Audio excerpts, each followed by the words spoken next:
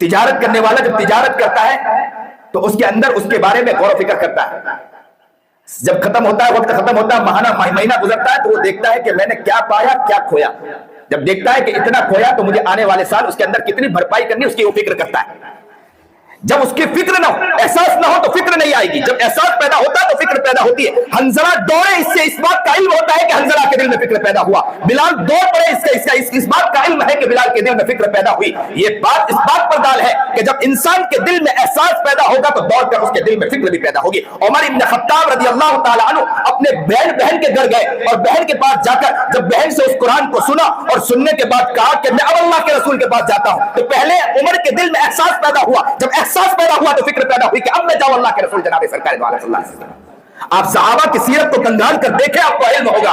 علماء کے واقعات کو دیکھیں، اولیاء کے واقعات کو دیکھیں، کتب اور ابدال کے واقعات کو دیکھیں. پہلے احساس پیدا ہوا پھر فکر پیدا ہوئی. احساس نہیں تو فکر کیسے پیدا ہوگی؟ ہمارے ہاں احساس ہی نہیں، احساس ہی ہمارے دل سے ختم ہو چکا، مر چکا ہے. کسی شخص کے دل میں احساس نہیں ہے، پڑھنے والے کے دل میں احساس نہیں، پڑھانے والے کے دل میں احساس نہیں، چلانے والے کے دل میں احساس نہیں، ادارہ چلانے والا اس کے دل میں احساس نہیں. جب احساس نہیں تو اس کے دل میں فکر بھی پیدا نہیں ہوگی. ہر شخص کو اس بات میں غور و فکر کرنا ہے کہ ہم نے کیا کیا ہے، ہمیں کیا کرنا چاہیے تھا، ہمیں کیسی فکر کرنی چاہیے تھی، ہمیں کیسی کوشش کرنی چاہیے تھی. اگر اس کے دل میں احساس نہیں ہے تو یاد رکھنا وہ کامیاب نہیں ہو سکتا ہے.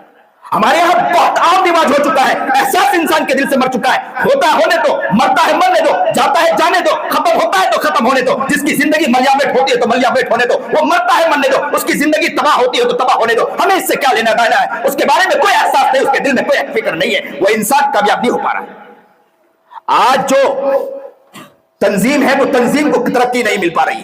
اگر کوئی مدرسہ ہے تو مدرسے کو ترقی نہیں مل پا رہی ہے. اگر خانقاہ ہے تو خانقاہ کو ترقی نہیں مل پا رہی. تو وہ اس لیے نہیں مل پا رہی کہ اس کے دل میں احساس نہیں. جب احساس نہیں تو اس کے دل میں کوئی فکر جاگتی نہیں ہے.